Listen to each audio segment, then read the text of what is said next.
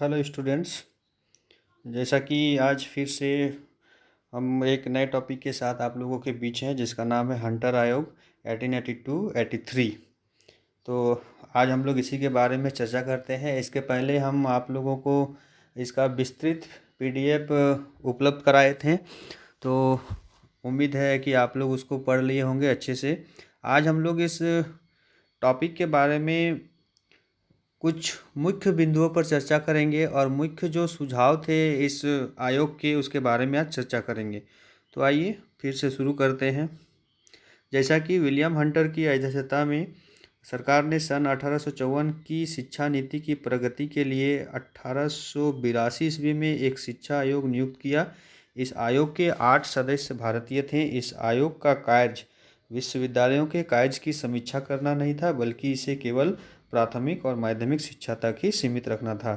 यानी कहने का मतलब ये है कि 1854 की जो शिक्षा नीति, यानी कि हमने आप लोगों को पहले ही इस बारे में अवगत करा दिया था कि 1854 जो कि वुड डिस्पैच के नाम से प्रसिद्ध है, और क्योंकि कंपनी शासन प्रत्येक 20 साल में अपना एक नया एजुकेशन पॉलिसी बनाती थी, तो 1854 और 1882 यानी कि 1882 और 1854 में काफ़ी ज़्यादा गैप हो गया था। यानी कि 30 साल का जो लंबा अंतराल हम लोग को देखने को मिल रहा है। तो ये जो वुड स्पेस था वो काफ़ी पुरानी हो चुकी थी। तो 30 वर्ष एक अध्याय, जो नया अध्याय शिक्षा पर शुरू करने का विचार जो आया, वो कहीं ना कहीं सर विलियम हंटर 1882 ईस्वी में इस आयोग के साथ शुरू किया। क्योंकि 30 वर्ष की जो पहले शिक्षा नीति बनी थी वो काफ़ी ही पुरानी हो चुकी थी। तो इस आयोग के माध्यम से, क्योंकि इस आयोग का जो मूल जो कार्य यहाँ पर बताया गया है वो ये था कि प्राथमिक और माध्यमिक शिक्षा, यानी कि इस आयोग का जो मुख्य जो बात और जो सुझाव था उसमें ये सिर्फ प्राथमिक और माध्यमिक शिक्षा तक ही सीमित था। आगे चलते हैं इसके सुझाव के बारे में। जो सुझाव इस आयोग ने दिया था वो था, सरकार प्राथमिक शिक्षा के सुधार एवं विकास की ओर विशेष ध्यान दे तथा इसका माध्यम स्थानीय भाषाई हो। इस स्तर पर शिक्षा का नियंत्रण जिला और नगर बोर्डों को सौंपा गया। यानी इस आयोग के सुझाव में हम लोगों को देखने को मिल रहा है कि प्राथमिक शिक्षा के सुधार एवं विकास पर विशेष ध्यान, और जो इस आयोग का जो मानना था कि स्थानीय भाषा को इसमें विशेष रूप से जगह प्रदान की गई थी। तो इसके आगे जो बात इस आयोग के द्वारा कही गई है वो ये है, माध्यमिक शिक्षा के 2 खंड हों।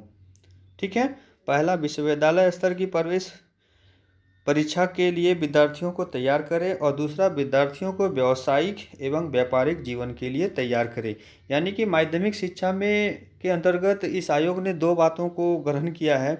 सबसे पहला तो माध्यमिक शिक्षा, जब आप 12वीं कक्षा तक शिक्षा हासिल कर लेते हैं तो आपका ये 2 तरह का पड़ाव आता है। 12वीं के बाद या तो आप विश्वविद्यालय स्तर की प्रवेश परीक्षा के लिए तैयार हो जाएं, या फिर 12वीं के बाद व्यावसायिक और व्यापारिक जीवन के लिए तैयार हो जाएं। तो ये 2 तरह के कॉन्सेप्ट माध्यमिक शिक्षा के अंतर्गत इस आयोग ने अपने कमीशन में रखा था। इसके आगे जो है, शिक्षा के निजी क्षेत्र में निजी उद्यमों को बढ़ावा दिया जाए।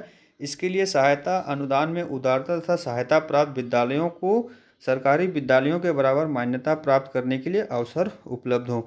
यानी कि जो निजी क्षेत्र के शैक्षणिक संस्थान होंगे उन्हें भी सरकारी विद्यालयों के बराबर मान्यता देने की बात इस आयोग ने कही है। इसके बाद जो है, सरकार को यथाशीघ्र माध्यमिक और कॉलेज शिक्षा से हट जाना चाहिए। इस आयोग के माध्यम से इस बात को ज़्यादा ही महत्व दिया गया है, क्योंकि इस आयोग का कहना है कि माध्यमिक शिक्षा यानी कि 1 से 12 जो क्लास, जो वर्ग की शिक्षा होगी वो स्कूली शिक्षा कही जाएगी, और इसके बाद जो शिक्षा होगी वो कॉलेज की शिक्षा कही जाएगी।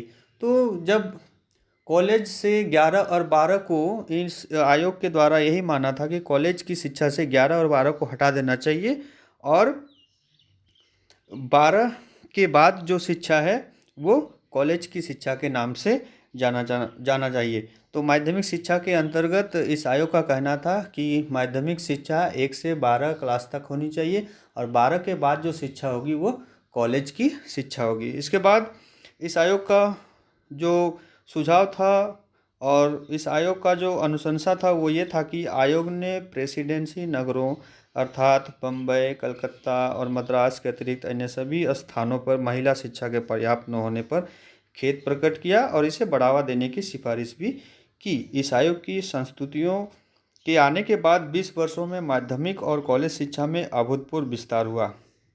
इसके अलावा अध्यापन तथा परीक्षा विश्वविद्यालय भी बनने लगे। इसी क्रम में सन 1882 में पंजाब और सन 1887 ईस्वी में इलाहाबाद विश्वविद्यालय की स्थापना की गई। यानी कहने का मतलब है कि ये जो 30 वर्ष पुरानी हो चुकी वुड डिस्पेच की जो शिक्षा नीति थी उसको इस आयोग ने कहीं न कहीं अपने इस सुझावों के माध्यम से भारतीय शिक्षा को एक नई जान प्रदान करने में काफ़ी अहम भूमिका निभाई।